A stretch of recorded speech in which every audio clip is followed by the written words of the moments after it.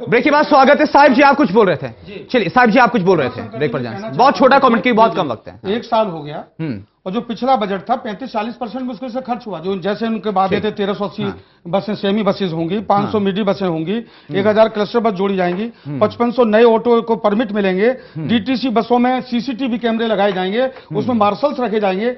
यमुना का आप बुरा हाल देखिएगा, यमुना पर एक भी पैसा खर्च नहीं हुआ और प्रदूषित हुई है। सिग्नेचर ब्रिज जो यमुना दिल्ली को और इसको यमुना पार को जोड़ता है वो अधूरा पड़ा हुआ है, वह आज तक कंप्लीट नहीं हुआ है।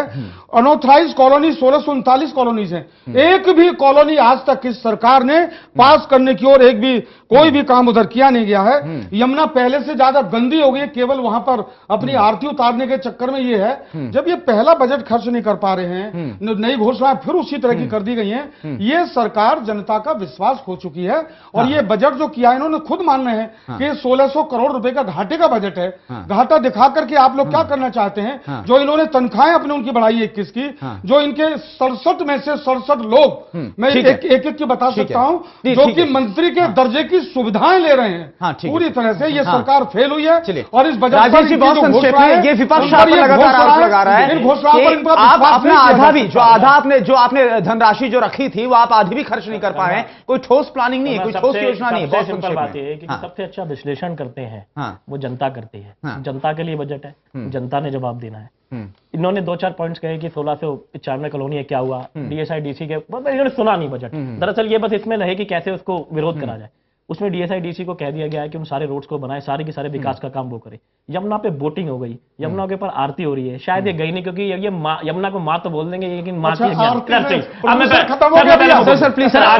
बोटिंग हुई वहां पे। अगर उलझ जाएंगे जैसे मैंने जो मोहल्ला नीति के समय आज जनता में जाके देखिए आप, बहुत आसान तरीका है। आप लोगों के पास तो, आप तो मीडिया के लोग हैं, एक कैमरा लेके और पब्लिक में उतर जाइए। कितने शौचालय बनी है, टैप्स लग गए, उसमें फ्लश लग गए, जनता खुश है। बिजली पानी के बिल आप उनके पिछले साल के और इस साल के चेक कर लीजिए। बड़ा इजी तरीका मैं आपको बता रहा हूँ, इससे ज्यादा आसान कुछ भी नहीं है। लेकिन आपकी सरकार बोलती है कि अमोनिया का लेवल बहुत ज्यादा हो गया, इससे हम फिर आगे सब प्लांट्स हमारे बंद हो रहे हैं। नहीं, जो अमोनिया का लेवल अगर इस साल यकीनी तौर पे बहुत बार ज्यादा हुआ, उसके अंदर भी कोशिश करी जा रही है कि लेवल ज्यादा उसके बाद भी उसे मेंटेन कर सके। और सिर्फ यमुना से डायरेक्ट पानी नहीं आता, हैदरपुर कैलान से भी आता है, बहुत जगह से और भी प्लांट से पानी आता है। सिर्फ वो वाला अमोनिया वाला जो है वो थोड़ी सी जगह पे दिल्ली के अंदर प्रभाव डालता है। दिक्कतें हैं। और जैसा कि अभी सर ने कहा था कि भाई दिल्ली के अंदर मल्टी लेवल एजेंसीज है, एलजीबी है।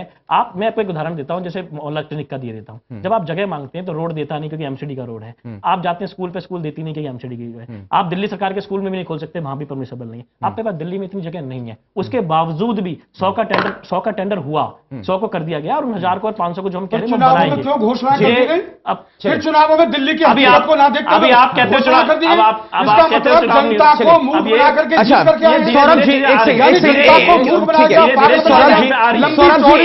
एक यहाँ पर बड़ी खास बात लिखी गई, घोषणा कर दीजिए, काम आप कर नहीं पा रहे हैं। अब ये अभी फिर घोषणा कर दीजिए, फिर जमीन नहीं है, फिर वहां अच्छा ठीक है कर नहीं पाएंगे। अच्छा कहेंगे कि टेंडर प्रोसेस। ठीक है, एक सेकंड राजेश जी, एक सेकंड साहिब जी, वक्त बहुत कम है। सौरभ जी इस इकोनॉमिक्स एक इकोनॉमिक्स आपसे समझना चाहूंगा। ठीक है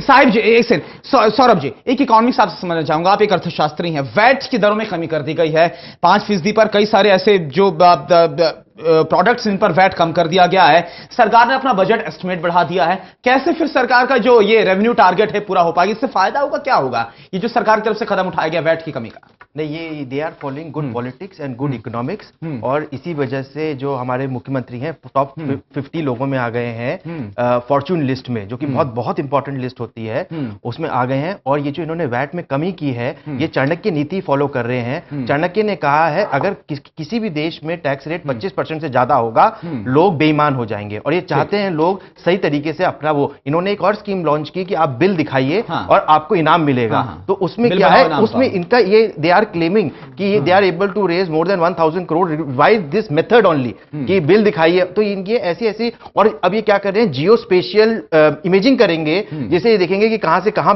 पैसा निकल रहा है, कहां से सामान निकल रहा है। और ये ऐसे आईटी को यूज करके ऐसा प्रतीत हो रहा है, देखिए हम तो ग्राउंड पे नहीं है, लेकिन ऐसा प्रतीत हो रहा है कि अगर ये सबको कर पाते हैं तो कंप्लायंस बढ़ेगा। अगर कंप्लायंस बढ़ता है तो जो सर्विस क्लास को दुख रहता है कि बिजनेसमैन पैसा नहीं देता, टैक्स नहीं देता, तो वो देगा, वैट की कंप्लायंस बढ़ेगी। और मेरे को लगता है उस हिसाब से ये अच्छा रहेगा। दूसरा, ये बहुत ही अच्छा, इसमें बहुत सारे वर्गों को ध्यान देखा पिछले गया साल भी यही कहा गया है, था। वर्गों को देखा गया, देखिए वर्गों को देखा गया है। पिछले और साल मेरी भी एक यही रिक्वेस्ट कहा गया था, रहेगी अब भी यही कि कह दिया गया है। इस गवर्नमेंट को हमारी सपोर्ट चाहिए, बीजेपी की भी चाहिए, कांग्रेस की भी चाहिए, सबकी चाहिए, तभी ये आगे बढ़ सकते हैं। चलिए अब हमें यहीं पर इस चर्चा को यहीं पर अभी समाप्त करना होगा। आप सभी खास मेहमानों का बहुत बहुत शुक्रिया, आप इस चर्चा में शामिल। कुल मिलाकर जो विपक्ष है उस सरकार पर यही आरोप लगा रहा है कि पिछली बार का जो बजट है वो ही सरकार पूरी तरीके से खर्च नहीं कर पाई है और सरकार के पास कोई ठोस नीति, ठोस योजना नहीं। घाटे का जो बजट है वो साहिब जी यहां पर बतलाते हुए नजर आ रहे हैं। कई सारे जो आरोप है वो सरकार पर लगा रहे हैं, लेकिन सरकार का उल्टा यह सवाल बीजेपी से है कि आपकी सरकार केंद्र में, हमें आप पहले तमाम जो रिसोर्सेज लैंड है तमाम चीजें मुहैया तो कराइए। चलिए उम्मीद ये की जानी चाहिए कि जो अब वादे किए गए हैं वो पूरे हो जाएंगे, क्योंकि अगर वादे पूरे होंगे तब जनता का भला होगा। आप सभी का बहुत बहुत शुक्रिया हमारी इस चर्चा में शामिल होने के लिए। वक्त एक हो गया है बहुत छोटे से ब्रेक का, खबरें लगातार जारी।